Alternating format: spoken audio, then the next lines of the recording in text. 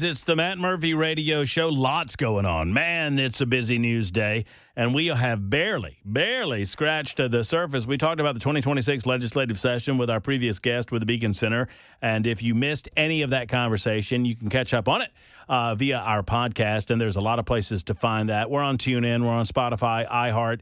Obviously, we have our own app rolling, Supertalk 99.7 WTN. Go there and download the app. Take us wherever you want to go. Then, of course, the good old radio at 99.7 FM. You can find us there. And Talk TV, YouTube, Facebook, Twitter, Twitch, and Rumble. YouTube, Facebook, Twitter, Twitch, and Rumble.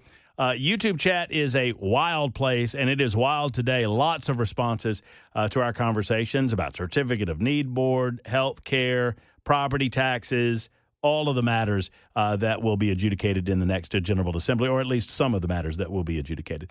It's episode 956 of our gatherings together, and we're proud to have you. So we'll get into Bill Clinton saying no thanks to, you know what, my attorney friend who's in studio with me might have an opinion on this. I don't think you can just say no to a congressional subpoena, although historically Congress wasn't willing to do a lot about it. But all of that changed during the Trump administration, and a couple of people had to go to jail as a result of refusing a congressional subpoena. It was Joe Biden's Department of Justice that sent a few people to jail. And based on that standard, Bill Clinton might want to rethink just ignoring congressional subpoenas, saying, nah, it's not worth my time. No one's above the law, Mr. Former President, even a Mr. Former President. So we'll get into that.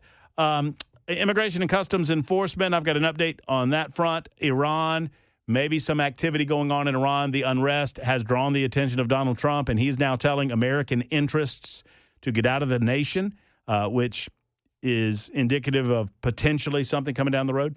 But all of that to say, we're going to focus our attention for the next few minutes with our next guest, Ben Rose. He is an attorney. He represented Robin Smith in a case that some of you might be rather familiar with. It happened just before my time coming to the state of Tennessee, so I'm catching up on some of the intimate details, but there have been new developments regarding the case, specifically regarding his client. And with that in mind, we welcomed Ben into studio with us to talk about said same. Ben Rose joins us on the program. Ben, thank you for being here. Thanks, Matt. Thanks for having me again. Jackson, what are you doing over there? I mean, that buildup was like 60 seconds.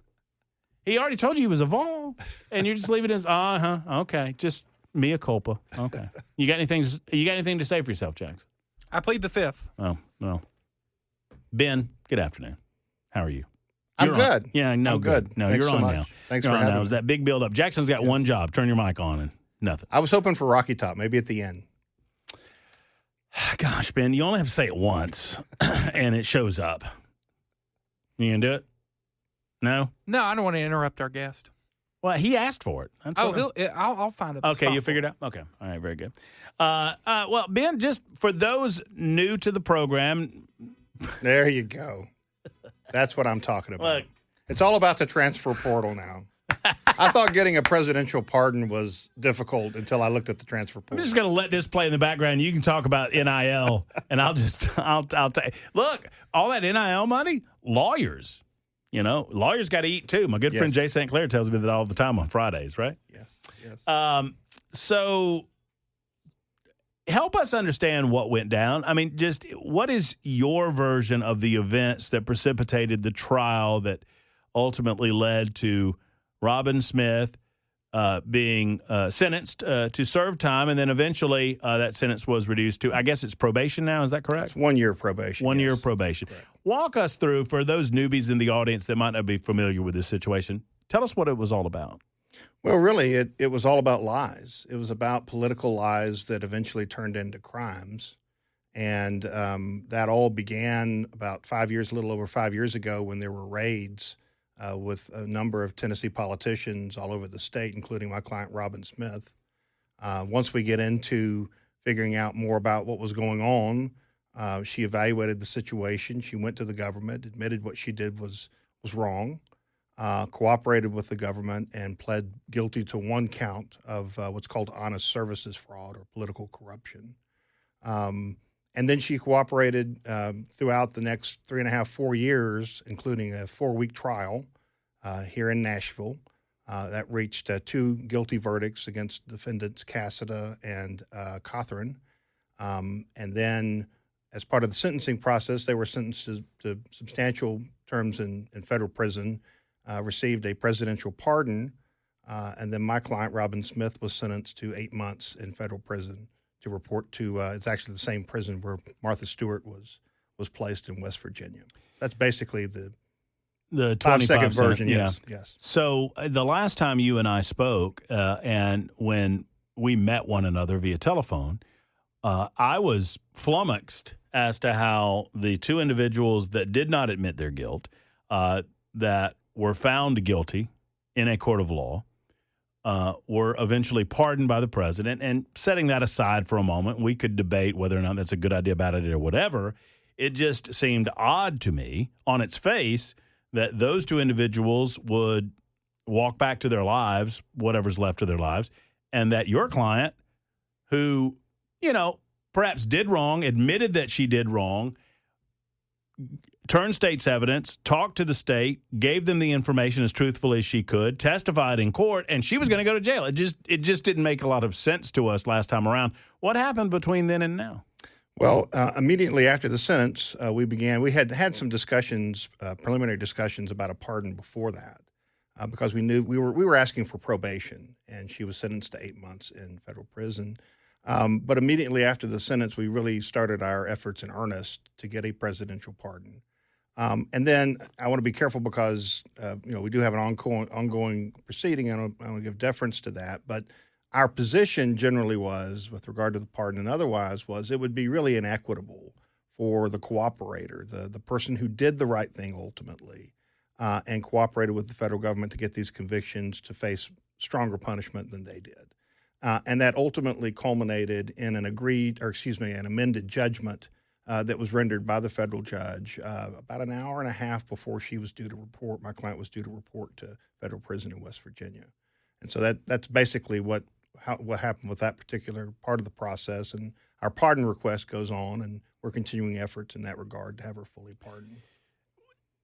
Walking back to the circumstances of the situation, can you give me a little further walk through exactly what happened as your client Robin Smith testified in court? What were the series of circumstances that led to her being charged with honest services fraud? I mean, in terms of the background facts? What did Catherine and what did a jury determine that Catherine and Cassida and Robin Smith, what did they do that was against the law?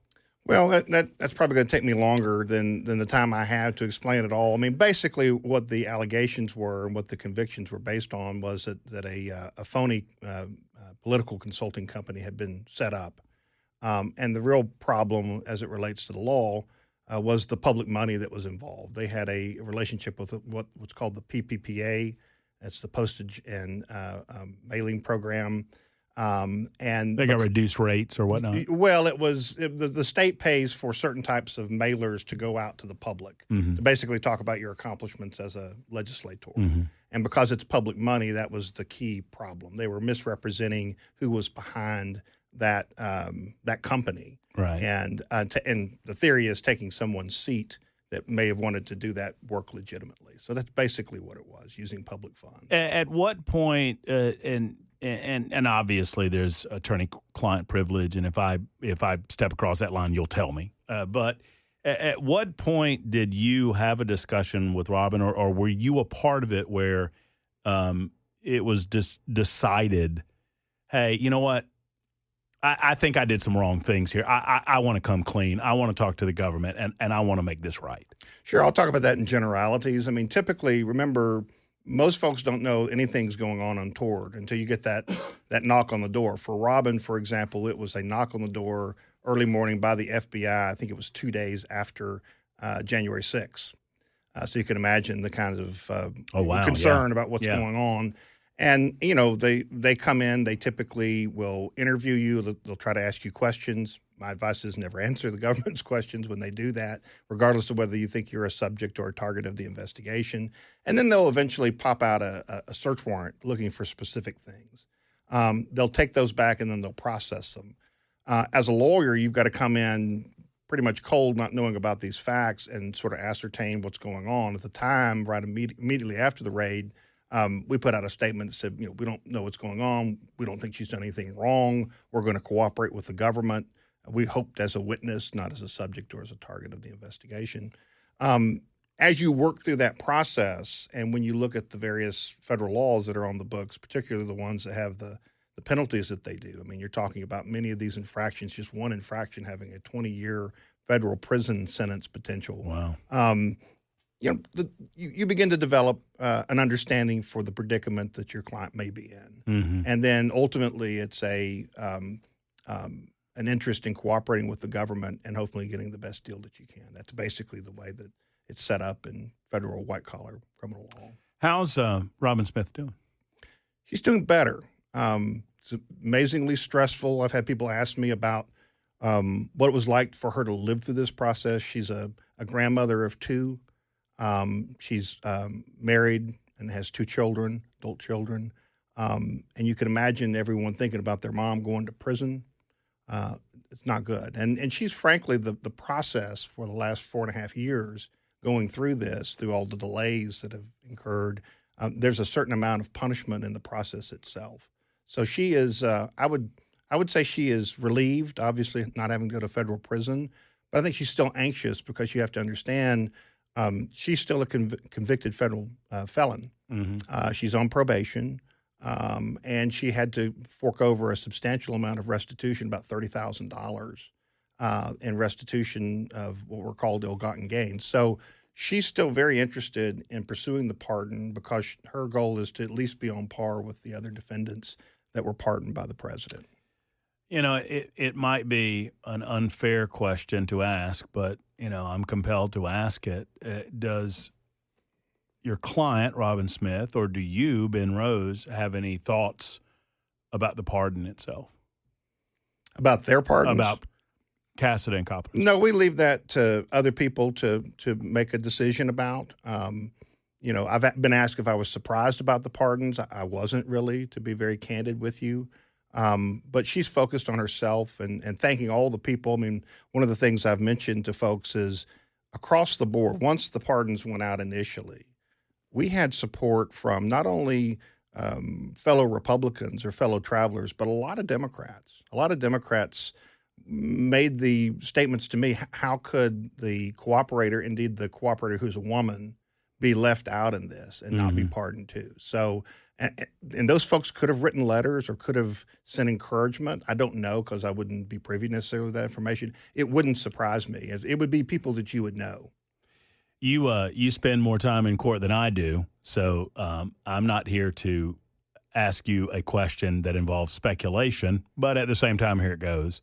Why do you think Robin was left out? Well, it's mostly timing. You have to understand that when the other two defendants were sentenced, that was much earlier in the process. And you really can't, although we had preliminary discussions, you really can't make a full pitch for a pardon until you know what the repercussions of sentencing are. Mm-hmm. Robin was sentenced in late October. And so what we really had to do is get all of our stuff together with the holidays coming, which took a lot of effort to get all that together. And I think it really was timing. I was very encouraged that the weekend, remember the weekend before she's supposed to report, it's been a little over a week ago, there was a lot of progress being reported back, but then we had Venezuela. And I'm not going to sit here and tell you that she would have been pardoned but for Maduro, but that certainly was a factor in terms of the oxygen in the room and taking up a lot of you're probably going to go down yes, probably the list a little bit if you're dealing with something along those lines. For sure. And I think now the fact that her sentence has been commuted to probation, it actually helps the process, right? Because all we're asking for now is take us off probation and potentially the restitution that was paid if we get that back and restore our voting rights and things like that. We're not talking about a prison sentence. And so I think it's a much easier lift, as the young folks say. Do you have a takeaway from this, Ben? I mean, just you've been a part of the process as a legal representative of a person who obviously is intimately involved in all of this. And I'm just, from 50,000 feet, what's your takeaway regarding government relations with the taxpaying citizens, our relationship with, our federal government, the concept of pardons, the concept of attempting to do the right. I mean, all of this, I feel like you might have a takeaway from it. Well, it's a lot, and that question had a lot of subject matter. And things Yeah, I'm sure. not going to be able to qualify, but it's been over 5 years. It's certainly enough to write a book about. I can tell you, if somebody wanted to sit down and there's a lot of great themes there. I think specifically, and it's kind of interesting that we're starting the session today. This PPA program needs to go away. I mean, it is a recipe for fraud. It's going to happen again. It's a lot of the same things have happened on the federal level in terms of reforming the franking privilege. There's just I don't see any legitimate basis for using taxpayer money to send out what are basically campaign mailers to your constituents. I think it needs to be eliminated altogether, and that's just and they do it on the federal level too. They do it, but they've tweaked it because they had a lot of abuses. It's Right. similar to this, and that's just my personal opinion. But I think on a broader basis, and I've been emphasizing this and with other people I talk to, we need to recognize that political lies can lead to federal crimes and state crimes, and I don't think we have a recognition of that. I think there's too much of one side lies so the other side can lie and it's okay. It's not okay to lie, and it's not okay to lie about the public's money or the public's trust. And so I hope, if nothing else, I hope that people learn from this entire process, regardless of what happens with Robin Smith, that, lies have consequences, and let's do a little better the next time when we're in that situation. While I have you, I may as well ask you this question. I don't think it's a good idea for anybody to just ignore a congressional subpoena. Do you? Well, I was thinking about that, and I guess I have to say, I have an ethical duty as a lawyer not to advise anyone to disobey a law. And so, right. If nothing else, I may not address the specific subject, but you should follow the law, which is sort of like what we're talking about today with this case. Well, that's right. No matter who you are. That's right. Follow the law. Did it occur to you, did you do any research into what happened in Alabama, which I lived through? The Speaker of the House in Alabama, Mike Hubbard, and we had that talk, and I looked a little bit into it. The one I know more about is because I felt like that had some hair to it based on the description you gave. The one I like to talk about more in Alabama, I'm pretty sure it was Alabama, was the bridge case, because people don't realize, particularly if you're not dealing with criminal law a lot, you can bid for a project, you can build a project, and you can build it under cost and save the government some money. But if you weren't eligible for that project, you could still be committing a federal crime. Mm-hmm. And that's just one aspect of what happened, but it's something to keep in mind in terms of honest services. Well, I mean, and for those who don't know, and I was a part of this, I was not here when the Catherine Cassida situation went down, but I was very intimately familiar with the Speaker of the House, Mike Hubbard, and he went to jail for a good amount of time for setting up a company that routed campaign donations to the Speaker's office, and that and then he would then route it to the company that he set up to send out, wait for it now, mailers for these individuals. And they were strongly, the members of his political caucus were strongly encouraged to use this particular service, and many of them had no idea that it was associated with the Speaker of the House. But some of them did because they were resistant to using it, and when they became resistant to using it, they were made very familiar that they might have a problem getting their bills on the floor. Yes. I mean, it was bad all the way around. And sadly, power corrupts, and ultimate power corrupts absolutely. So, well, and that's why I think the higher you go up in the levels of power, then you ought to lead by example even more. Right. So I think that's really held to a very high standard. Absolutely. And the higher you go, the higher the standard should be. Ben, we'll lean on you for some legal advice coming down the road. I appreciate you stopping by and kind of giving us a where we are. What is the time frame moving forward that you expect, or is there any way to know? There's really not any way to know. I mean, we're going through the formal process, and now we're just waiting to hear back. She started her probation period. I think that'll be non-problematic for her. Mm-hmm. She'll be a model citizen, hopefully. And we'll go forward with that. But we're certainly not going to stop our request or efforts to obtain a pardon. Well, thank you for stopping by and following up on the story, and we look forward to the next conversation. Thanks so much. If you get my legal advice, it'll be worth what you paid for it. So just FYI. I hear that. I hear that a lot. I hear that on Fridays with Friday. He tells us that all the time. Thank you. There's Ben Rose, the Ben Rose Law Firm, 26 after the hour on Super Talk 99.7 WTN. There you go. All right, there you go. That's just for you. It ain't for me. I assure you of that. Blech. Thanks so much. I appreciate you. A little cake for you.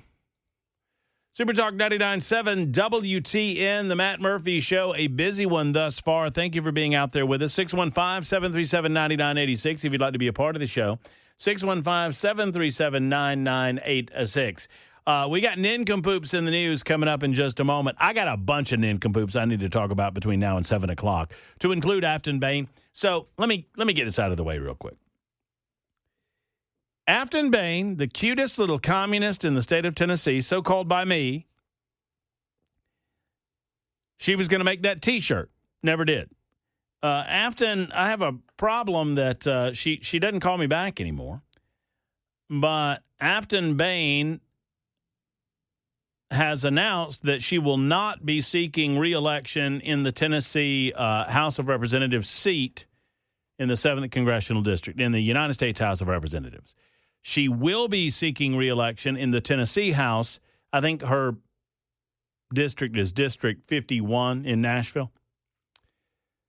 It was interesting. In the story presented by WSMV Channel 4, State Representative Afton Bain says that she will not be running for Tennessee's 7th Congressional District seat in the United States House. She is instead running to represent District 51 in the Tennessee House.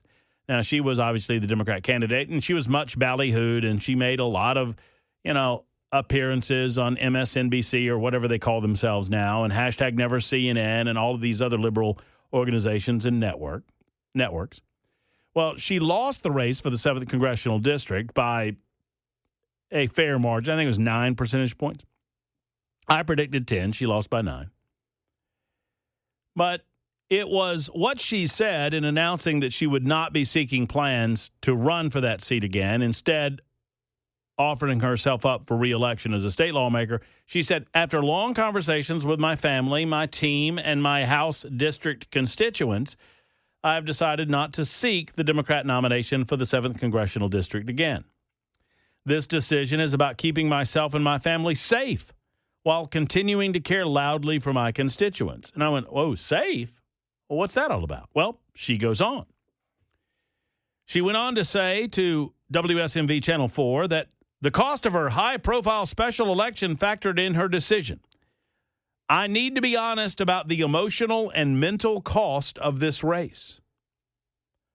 For months, I endured a constant daily deluge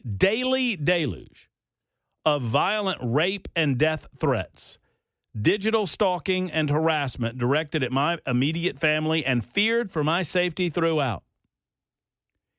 The toll on my emotional and physical health was profound, and I will need months to recuperate. Friends, here's what I'm going to say about this. I am certain, by the way, let it be stated for the record that Afton Bain has been known to lie. Afton Bain was caught interfering with ICE operations, and she chose to lie her way out of that. And, she's been a little less than honest about other things that have gone on in her political life. But as we are supposed to do in polite society, I will choose to believe her, inasmuch as she says that she experienced a daily barrage of death threats and rape threats. Now, I'm not sitting here as a Pollyanna to suggest to you that people don't say the most vile, disgusting, despicable things on social media platforms and the like. They do.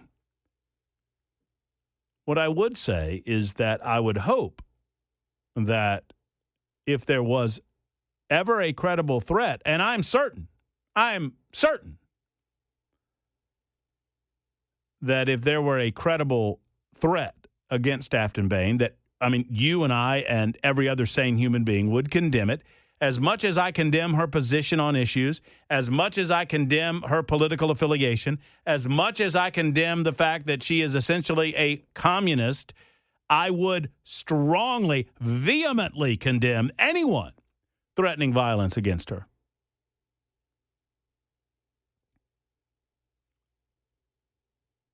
She claims that she received these threats via her state email.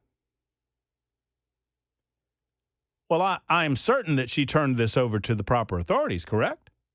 If it is as she described, one would feel sure that the Metro Nashville Police Department or the Tennessee Highway Patrol or the Tennessee Bureau of Investigation, some of those same organizations that she was lampooning and lambasting based on their cooperation with Immigration and Customs Enforcement, I am certain that she has turned over this information to those organizations. I am certain that she contacted the FBI or some other agency that could provide investigative services to track down the individual that was threatening her in a dangerous manner and putting that person behind bars. If this person exists, did I say if? As this person surely exists, because she said it was daily threats, death threats, then I think Afton obviously turned this over, and I am hopeful that that person will eventually be apprehended and serves time in jail. Because otherwise it's just a bunch of nonsense, isn't it? It's just a pity party starring Afton Bain. Let's hit the music and do a little Nincompoops in the news, shall we? Yes, indeed. It's time for Nincompoops in the news. And I've got a bevy of them to choose from. I could choose Bill Clinton if I wanted to, but I'm not going to. I could choose others, and I'm not going to. I could also tell you that I won Nincompoops yesterday, but that wouldn't be true either. Nincompoops in the news came down to a razor-thin vote between Jackson Williams and Ken Weaver, and I have the results of that contest, gentlemen. Hey, Ken, you know what he's going to do? Ken, he has no idea what the votes were, and he's just going to say you won, brother. Hey, Ken. Yes, sir. Can I talk to you privately for a moment? Sure. That trophy's nice. Yeah. It looks fancy on you, and I feel like you spent a little time yesterday evening shining it up a little bit, because I think it's got a little shine to it today. Yeah, it's got a little more shine to it. Mm-hmm. I am saddened to note, Ken, despite the aspersions that were just cast at me by Jackson Williams, the illustrious and soon-to-be erstwhile producer of this program. Yes, sir. Jackson won yesterday. Woo! That's way to go, Brother Jackson. And you know what I almost did, Ken? I almost just went the other way and just for the hell of it said that you won, because Jackson thinks that low of me. That so I you would, almost proved me right. That I would rig the vote. It's rigged. I know what you and Ken are doing. It's rigged. The vote was rigged. The fix was in. I saw all those Weaver votes come in overnight. We saw the late ballots. They pulled them out from underneath the table, and there they go. Oh, we got a potty problem. So, Ken, you got to work double time to pick up the slack here. All you need, Ken, is for Murphy to slip one in and get 2 votes, and you retain the trophy, Ken. Yes, sir. But Jackson has won day one. So, Jackson, as the big winner from yesterday, you get to go first. All right. We're going to college football for this one, boys. Football. Cheating. I'm going to explain this story. Are you guys familiar with Jordan Seaton? No. I am not. Colorado offensive tackle, number 1 player in the 2024 recruiting class. Came down to Tennessee and Colorado. I'm not bitter. But he is my nincompoop today. Okay. So he announced a couple of days ago he is hitting the transfer portal with just a few days left. And apparently, Jordan Seaton used a video made by Colorado's graphics department to announce he was entering the transfer portal. It was created under the assumption he was announcing his new deal with Colorado. Oh, no. So he used the video to announce his departure from Colorado, but he had them make it under the assumption that he was staying with the Buffaloes. Wow. That's pretty slick, actually. I don't think he's... Wow. This pretty guy, slick. This is a $4 million portal offensive tackle. My boy needs to go into politics with that level of dishonesty. It was pretty. Come on, man. Just You're already hurting them. You're the number one player of Colorado. You are going to be the top of their payroll. And you do them like that on the way out. That's doing them dirty, Did fellas. him wrong. So Did him Jordan Seaton, wrong. unless you commit to the University of Tennessee, Knoxville, you are my nincompoop. Wait, if he did, then you will rescind your nincompoopery? Yeah, bleep it. He's great. Okay. Well, I mean, He's not going to Tennessee. He's going to Texas or Oregon. He must not be that good. Colorado doesn't want to pay him. I think it's more of an issue of Colorado. Sooners don't want him. Sooners don't want him. Bulldogs don't want him. I kind of like it. I mean, it's moral-less. It is But- just absolutely he savage. He goes to the audiovisual department, whatever that is. The graphics team, yes. and says, "Hey, I need you to put together a reel for me because I'm staying, boys. I'm coming back, boys, and I need to now. I need to make it a big old deal." Yeah, boy. Buffaloes, yeah. Imagine you're in the graphics department and you see Jordan Seaton has posted a video. You're like, oh, great. Jordan used our video. This is awesome. He's staying. Oh, no. How about, but hey, kid, right at the end, they work on it for hours and hours and hours, and he goes, hey, guys, as a goof, as just a little joke, let's say that I'm going somewhere else. Yeah. And just between us, put that together and so send the it to me. video is more of a Hype reel? You could use it for either. Yeah, it's a hype It's a reel. hype reel. And Yeah. he just did a long post My goodness. as the caption to announce that he was leaving Colorado. I'm taking my talents elsewhere. So you think Texas is going to take him? I think Texas will scrounge up the funds to get Arch Manning the future first-round pick at left tackle. Yeah, and they've already got the finest wide receiver in the transfer portal from Auburn, so Oh, they got Cam Coleman? they got Cam Coleman. That's what I heard. Son of a biscuit eater. Tennessee is going to have a whole new defense next season, Let me tell you, and they needed one. Don't know who's going to play quarterback, but college football's broken, y'all. And I'm not saying Georgia's been in the playoffs and whatever. I'm not saying this because I'm a Bulldog and I'm mad about anything. I'm He's just mad. saying. Well, Jackson, you tell me, am I right or not? I think he's mad that everybody else can pay players now, Ken. I mean, can we go back to the good old days where you had to work at it, where you had to get stuff- your stuff the money in the McDonald's bag, Right, right. Jeremy Pruitt was doing it. Exactly. Oh my goodness! I just got off the practice field and I found $400 in my shoes. I found $40,000 in my cleats.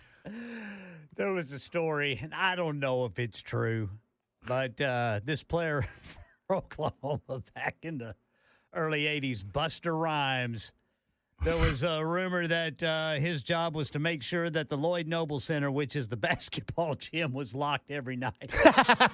And he made an annual salary of $200,000. I don't know if that was true or not. Hey, Buster, that gym locked? Yes, sir. Okay, good. That's good. Good Payments for in the mail. you. Good for you. Here's your check. He was a good player. I'm bet. sure he was. I bet he Ken. was. Ken Weaver, Yes, sir. you're a nincompoop. This comes out of Boston, boys. A would-be car thief deserves some credit for helping catch an alleged drug trafficker on Cape Cod last week.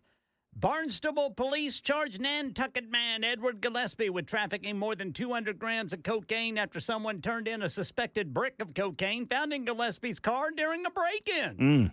Initially, the person who alerted the police to the drugs, and whose name is redacted in the police report, said he had found a kilo of packaged cocaine on the side of the road. But during an interview with officers, the person, quote, admitted he didn't find the narcotics on the side of the road on January 6th, but that he located them inside the truck of a vehicle he was attempting to steal valuables from. Officers went with the person to where the car was parked and found that it was registered to Gillespie. Well, more investigators arrived to document the scene, and a field kit revealed the brick had tested positive for cocaine. So what they did is they set up shop. They waited for Gillespie to come back to his car. He starts looking under the wheel well. Uh-huh. He can't find it because police put it in the trunk. In the trunk? He keeps looking up underneath the wheel well while they're watching, and, he can't find it. Well, What you looking for there, fella? Make a long story short, they caught him with the drugs. Yeah. And apparently the guy who was breaking into Gillespie's car is considered helpful to the arrest. So did he get arrested as well? Yes. Yes. But Couple of nincompoops. Couple of But he nincompoops. was a helpful nincompoop. Well, Do you get any credit for that? he's still a nincompoop. I wonder if he got scared because he found that big brick of cocaine in there, and he thought, what if they're watching me? I better get the police involved Kind of makes me think of so they can come take me out. Talladega Nights, where Ricky Bobby's daddy tells him he's got a brick of cocaine underneath the car. Got a kilo of that white stuff. Better go, boy. All right, Nashville, Tennessee. Hey, can I get a little local nincompoop sounder, please? How'd you Thank find you. that? Local nincompoopery. Thank you. A man was arrested after he admitted to tossing electric scooters over the side of a Nashville bridge. Oh. Who hasn't wanted to do this? According to the arrest affidavit from the Metro Nashville Police Department, officers responded to the corner of Guthrie and Korean Veterans Memorial Boulevard just before 7 a.m. On reports of a man repeatedly throwing something into the Cumberland River. They located 38-year-old James I don't know how to pronounce it. Hanshi. There you go. Handschy. Hanshi. That sounds good to me. Yeah, on First Avenue South. He's near the Riverfront Dog Park. He told the police that when questioned on the incident, he looked at him right in the face. And you know what he said to him? He said, yeah, I threw 2 electric scooters off the bridge into the water, into the Cumberland River.